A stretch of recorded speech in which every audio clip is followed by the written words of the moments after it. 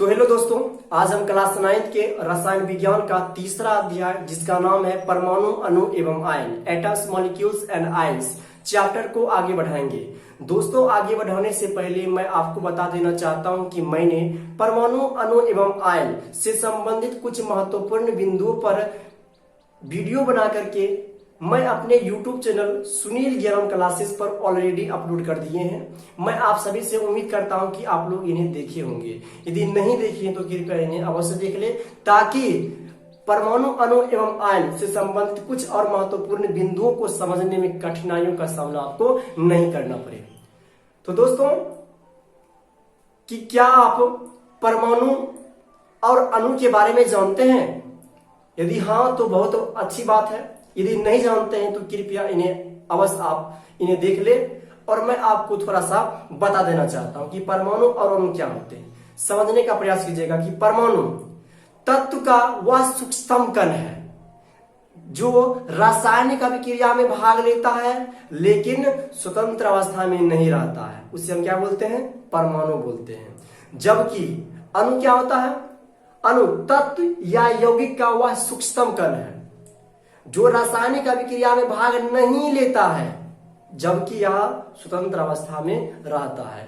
उसे हम क्या बोलेंगे? अणु बोलेंगे। तो दोस्तों, अगर आपको बोला जाए कि तत्व का सबसे छोटा कण कौन है, तब बोलिएगा परमाणु। अगर आपसे कहा जाएगा कि यौगिक का सबसे छोटा कण क्या है, आप बोलिएगा अणु। मतलब कि अणु जो है, अणु और अणु मिल करके, मतलब अणु मिल करके यौगिक का निर्माण करता है, जबकि परमाणु मिल करके तत्व का निर्माण करता है। तत्व का सबसे छोटा कण परमाणु, जबकि यौगिक का छोटा कण अणु कहलाएंगे। ठीक है दोस्तों, ये बात आप लोग समझ गए होंगे, ये मैं आपसे उम्मीद करता हूं। तो दोस्तों, अभी हम देखेंगे कि रासायनिक संयोग का नियम क्या है, लॉज ऑफ केमिकल कॉम्बिनेशन होता क्या है, इस पर आज हम डिस्कस करते हैं। तो दोस्तों, समझिएगा कि हम सभी जानते हैं कि रासायनिक अभिक्रिया में भाग लेने वाले पदार्थ परमाणु कहलाते हैं। ठीक है, जो तत्व के अत्यंत सूक्ष्म कणों से मिलकर के बने होते हैं। ये परमाणु आपस में संयोग करके अणु का निर्माण करता है। मतलब परमाणु आपस में संयोग कर लेगा, अभिक्रिया कर लेगा और अणु का निर्माण करेगा। अब पुनः अणु आपस में संयोग करके यौगिक का निर्माण करेगा। ये सभी नियम एक नियम पर जो है, ये सभी अभिक्रिया एक नियम पर क्या है? आधारित है, जिसे हम बोलते हैं रासायनिक संयोग का नियम कहते हैं। जिसमें अलग अलग वैज्ञानिक जैसे लवभाजे, प्राउस्ट तथा जॉन डाल्टन ने अलग अलग नियमों का प्रतिपादन किया है। ठीक है दोस्तों। अब दोस्तों, हम देखते हैं रासायनिक संयोग के नियम से कुछ महत्वपूर्ण नियमों पर आज हम चर्चा करेंगे। जैसे पहला नियम है पदार्थ का अनस्वरता का नियम या द्रव्यमान संरक्षण का नियम, एक ही हुआ। दूसरा है निश्चित अनुपात का नियम या स्थिर अनुपात का नियम। ये क्या होता है, हम बारीकी से समझने का प्रयास करेंगे दोस्तों। क्योंकि दोस्तों, ये दोनों जो है नियम बहुत ही महत्वपूर्ण है और कॉन्सेप्ट वाला नियम है। इस नियम से ऑब्जेक्टिव के रूप में क्वेश्चन पूछा जाता है। तो दोस्तों, शुरू करते हैं। पदार्थ का अनस्वरता का नियम या द्रव्यमान संरक्षण का नियम। समझिएगा कि इस नियम का प्रतिपादन 1774 ईस्वी में लवभाजे महोदय ने किया था। बताइए कि द्रव्यमान संरक्षण का नियम या पदार्थ का अनस्वरता का नियम का प्रतिपादन कब किया गया? 1774 ईस्वी में। किसने किया? लवभाजे महोदय ने किया था। ठीक है। अब क्या कहता है इस नियम के अनुसार? किस नियम के अनुसार? द्रव्यमान संरक्षण का नियम या पदार्थ की अनस्वरता का नियम से। इस नियम के अनुसार द्रव्यमान को ना ही हम बना सकते हैं और ना ही इसे नष्ट कर सकते हैं। मतलब द्रव्यमान को ना ही हम क्रिएट कर सकते हैं और ना इसे डिस्ट्रॉय कर सकते हैं। अर्थात किसी भी रासायनिक अभिक्रिया में अभिकारक का कुल द्रव्यमान एवं प्रतिफल के कुल द्रव्यमान के बराबर होते हैं। ठीक है, जिसे हम क्या बोलते हैं दोस्तों? पदार्थ का अनस्वरता का नियम या द्रव्यमान संरक्षण का नियम। जैसे हम बोल देते हैं कि ए और बी हमारा क्या है? अभिकारक है, और सी और डी क्या है? हमारा प्रतिफल है। कहने का मतलब जब ए और बी अभिक्रिया करता है तब सी और डी दो प्रतिफल बनते हैं। बना ना, सी और डी प्रतिफल बन गए। हम मान लेते हैं इसमें द्रव्यमान का जिक्र किया गया है। ठीक है, हम मान लेते हैं कि कैपिटल ए का 1 ग्राम द्रव्यमान है और कैपिटल बी का स्मॉल बी ग्राम, सी का सी ग्राम एवं डी का स्मॉल डी ग्राम द्रव्यमान दिया गया है। तो क्या कहता है कि रासायनिक अभिक्रिया में भाग लेने वाले अभिकारक का कुल द्रव्यमान, अभिकारक ए बी का कुल द्रव्यमान, कुल कैसे निकालते हैं? कुल का मतलब योग, मतलब जोड़, मतलब अभिकारक का कुल द्रव्यमान को जोड़ दीजिए एवं प्रतिफल के कुल द्रव्यमान, मतलब जो प्रतिफल का जो द्रव्यमान होगा उसको जोड़ दीजिए। अभिकारक का कुल द्रव्यमान एवं प्रतिफल के कुल द्रव्यमान के क्या होंगे? बराबर होते हैं। देख लीजिए, दोनों को हम जोड़ दिए, इसको भी जोड़ दिए, इक्वल कर दिए। इसी को हम क्या बोलते हैं दोस्तों? पदार्थ का अनुस्वरता या द्रव्यमान संरक्षण का नियम बोलते हैं। तो दोस्तों मैं उम्मीद करता हूं कि आप लोग इस नियम को समझ गए होंगे। अब हम देखते हैं निश्चित या स्थिर अनुपात का नियम। ये क्या होता है? ये कहता है कि इस नियम का प्रतिपादन 1789 ईस्वी में प्राउस्ट महोदय ने किया था। इस नियम के अनुसार किसी रासायनिक यौगिक में एक ही प्रकार के तत्व भार के विचार से हमेशा एक निश्चित अनुपात में परस्पर संयुक्त होते हैं, जिसे हम क्या बोलते हैं दोस्तों? जिसे हम बोलते हैं निश्चित या स्थिर अनुपात का नियम बोलते हैं। ठीक है दोस्तों, क्या होते हैं? संयुक्त होते हैं। चाहे उस यौगिक को किसी भी विधि से बनाया जाए या किसी भी स्रोत से प्राप्त किया जाए, हमेशा एक निश्चित अनुपात में होगा भार के विचार से। जैसे देखिए, जल में हमेशा, जल मतलब पानी, जल में हमेशा हाइड्रोजन और ऑक्सीजन ही होंगे। देखिए जल का फॉर्मूला होता है H2O। देखिए इसमें क्या है? हाइड्रोजन है और ऑक्सीजन है। जल में हमेशा हाइड्रोजन और ऑक्सीजन ही होते हैं और इनके भारों का अनुपात हमेशा होगा 1:8 होगा। तो दोस्तों 1:8 कैसे आया? तो देख लीजिए, हाइड्रोजन का परमाणु द्रव्यमान 1 होता है और परमाणु 2 है, तो 2 × 1 तो हो गया 2 अनुपात। ऑक्सीजन का द्रव्यमान कितना होता है? 16 होता है, 16। इसको आप काट लीजिएगा 2 से तो आ जाएगा 1:8 में हो जाएगा। ठीक है, हमेशा भार के विचार से क्या होगा? जल में हाइड्रोजन और ऑक्सीजन का अनुपात 1:8 ही होगा। चाहे जल को हम किसी भी स्रोत से क्यों ना प्राप्त करें या किसी भी प्रयोगशाला में क्यों ना बनाए, हमेशा क्या होगा? हाइड्रोजन और ऑक्सीजन ही होगा और इनके भारों का अनुपात 1:8 ही होगा। चाहे हम पानी को कुआं से लाए, समुद्र से लाए, नदी से लाए, तालाब से लाए, चापाकल से, कहीं से भी लाइएगा, हमेशा अनुपात में कितना होगा? 1:8 ही होगा और उसमें हाइड्रोजन और ऑक्सीजन ही होगा। तो दोस्तों मैं उम्मीद करता हूं कि आप लोग समझ रहे होंगे। और जैसे मैं एक और आपको एग्जांपल देता हूं, जैसे CO2 कार्बन डाइऑक्साइड में हमेशा कार्बन और ऑक्सीजन ही होते हैं और इनके भारों का अनुपात 3:8 होता है। कितना? 3:8। जैसे कार्बन का होता है 12 द्रव्यमान, इसका O का 16 और 16 दूना 32 हो गया। अनुपात दे देते हैं, इसको काट दीजिए 4 से तो हो जाएगा 4 × 3 = 12। ठीक है, 4 × 8 = 32। 3:8 ही होगा। चाहे हम कार्बन डाइऑक्साइड को किसी भी माध्यम से क्यों ना प्राप्त करें, हमेशा भार के विचार से 3:8 ही होगा। तो दोस्तों मैं आपसे 2 क्वेश्चन करना चाहता हूं कि बताइए कि आप निश्चित या स्थिर अनुपात का नियम का प्रतिपादन कब और किसने किया? तो आप बोलिएगा कि 1789 ईस्वी में किया गया। किसने किया? प्राउस्ट महोदय ने किया था। दोस्तों देख लीजिए, इसको आप स्क्रीनशॉट ले सकते हैं। तो दोस्तों अब हम देखेंगे कि रासायनिक समीकरण, केमिकल इक्वेशन क्या होते हैं, इस पर आज हम डिस्कस करेंगे। तो दोस्तों देखिए ये क्या होता है? कहता है कि किसी रासायनिक अभिक्रिया में भाग लेने वाले अभिकारकों तथा अभिक्रिया के फलस्वरूप बनने वाले पदार्थों मतलब प्रतिफलों के संकेतों एवं सूत्रों की सहायता से उस अभिक्रिया का संक्षिप्त निरूपण को हम क्या बोलेंगे? रासायनिक समीकरण कहेंगे। ठीक है दोस्तों, अब देखिएगा क्या बोला? संकेतों एवं सूत्रों। अगर एलिमेंट होगा तब हम बोलेंगे सूत्र बोलेंगे, अगर यौगिक होगा तो हम क्या बोलेंगे दोस्तों? संकेत बोलेंगे, सूत्र बोलेंगे, किसमें सूत्र बोलेंगे, यौगिक का, एलिमेंट का क्या बोलेंगे, संकेत बोलेंगे।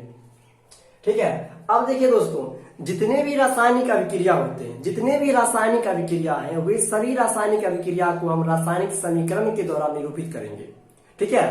रासायनिक अभिक्रिया को हम रासायनिक समीकरण कब कहेंगे, जब रासायनिक अभिक्रिया के विभिन्न एलिमेंट या यौगिक को जब हम भौतिक अवस्था में दर्शा देंगे, तब उसको हम क्या बोलेंगे, रासायनिक समीकरण बोलेंगे। कहने का मतलब कि कोई कंपाउंड या कोई एलिमेंट किस अवस्था में है, किस फॉर्म में है, वह लिक्विड में है या गैस में है या सॉलिड में है, इसको यदि आप दर्शा दीजिएगा तो वह रासायनिक अभिक्रिया रासायनिक समीकरण का रूप ले लेती है। जैसे दोस्तों समझिएगा, ये क्या कहता है कि जिंक और सल्फ्यूरिक अम्ल अभिक्रिया किया तो जिंक सल्फेट और हाइड्रोजन गैस बना। हम मान लेते कि यहाँ एस नहीं लिखा हुआ, एक क्यू नहीं लिखा हुआ, यहाँ भी एक क्यू नहीं लिखा हुआ, ये भी जी नहीं लिखा हुआ है। तो इसको आप सबसे पहले समझिए कि क्या लिखा है। ये पूरा जो है तीर चिन्ह के बाईं ओर जो है, तीर चिन्ह के इस ओर अभिकारक हुआ और तीर चिन्ह के दाईं ओर आपका प्रतिफल हुआ। ठीक है। इसको हम अभी क्या बोलेंगे, अभी क्या बोलेंगे दोस्तों, रासायनिक अभिक्रिया बोलेंगे। क्या बोलेंगे, रासायनिक अभिक्रिया बोलेंगे। हम मान लीजिए कि सब संकेत नहीं लिखा हुआ है, जी एक क्यू एस नहीं लिखा हुआ, तो रासायनिक अभिक्रिया हुआ। इसी रासायनिक अभिक्रिया में जो जिंक है वह किस अवस्था में है, वह सॉलिड अवस्था में है।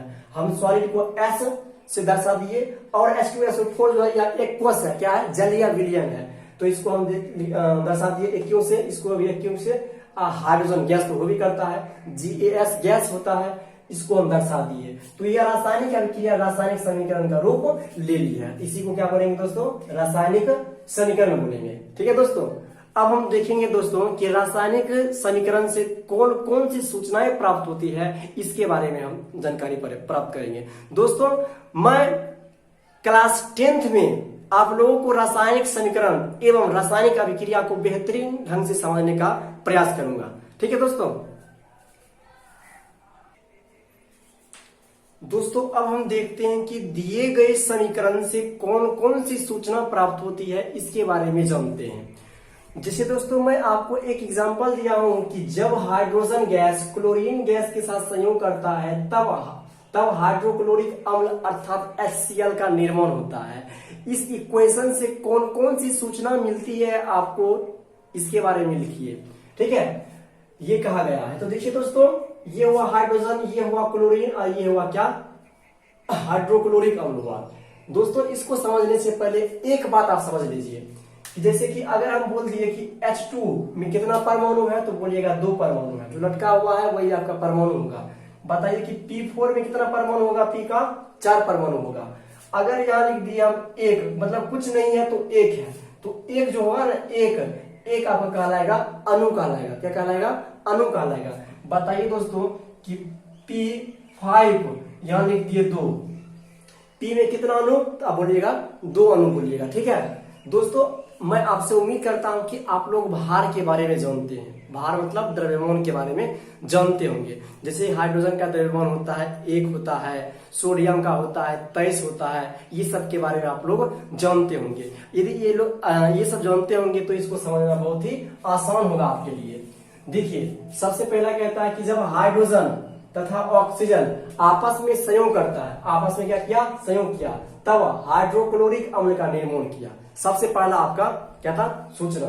और दूसरा है कि हाइड्रोजन के एक अणु, हम क्या बोले, हाइड्रोजन का एक अणु है ना, यहाँ पर कुछ नहीं है तो मतलब 1 है। हाइड्रोजन के एक अणु तथा क्लोरीन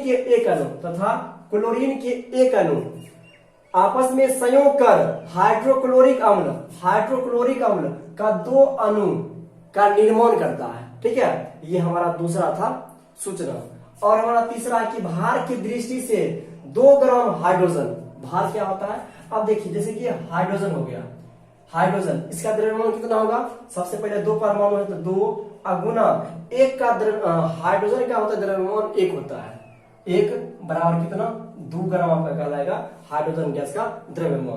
तो यही लिखा गया कि भार की दृष्टि से 2 ग्राम हाइड्रोजन एवं 71 ग्राम क्लोरीन से संयोग कर। अब देखिए क्लोरीन है, Cl2 है, तो सबसे पहले 2 परमाणु और गुना क्लोरीन का द्रव्यमान होता है 35.5 होता है। कितना होता है? 35.5 गुना कीजिएगा आ जाएगा, कितना आ जाएगा दोस्तों? 35 गुना 70 हो जाएगा। कितना हो जाएगा? 70 अब 5 है तो मतलब 71.0 हो जाएगा, मतलब 71 चलाएगा आपका द्रव्यमान। किसका आ गया? क्लोरीन गैस का। क्लोरीन के एक अणु से संयोग कर हाइड्रोक्लोरिक अम्ल ये है, ठीक है, संयोग कर 73 ग्राम HCl क्या करेगा? देखिए 2 ग्राम और 71 ग्राम कितना हुआ?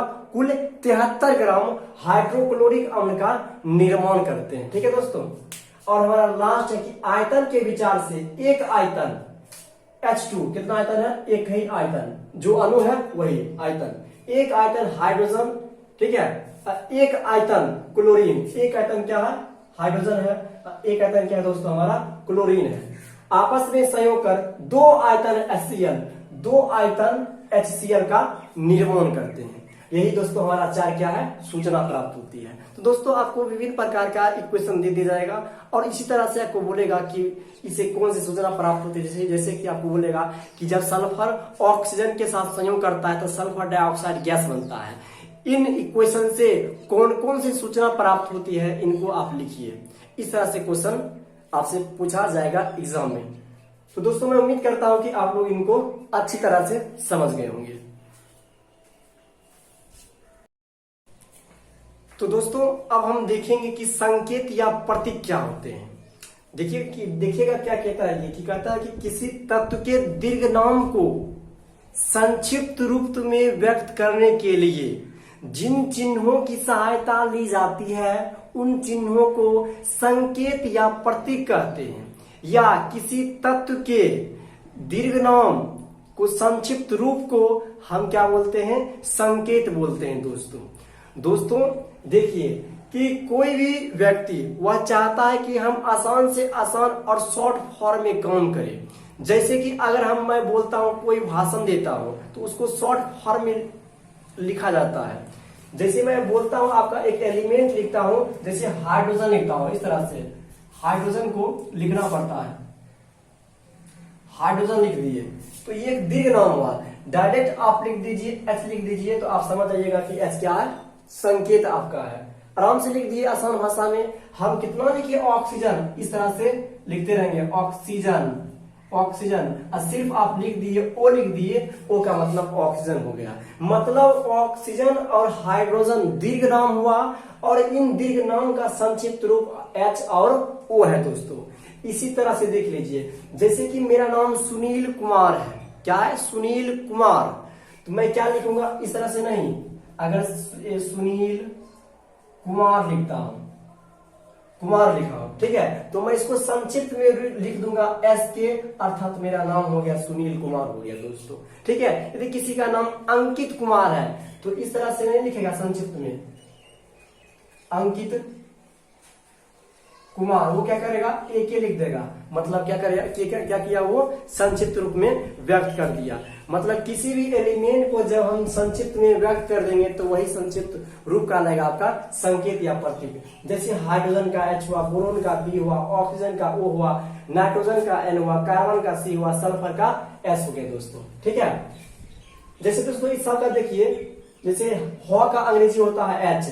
मतलब किसी भी तत्व के जो प्रथम लेटर होता है उससे हम व्यक्त कर देते हैं। जैसे कि कार्बन C, ठीक है, नाइट्रोजन नो क्या होता है? N होता है। S का क्या होता है? S का मतलब सा होता है ऐसे। तो ये सब आपका क्या कहलाएगा? संकेत। किसका? उन सभी का। अब दोस्तों हम देखते हैं कि संकेत से कौन कौन सी सूचना प्राप्त होगी।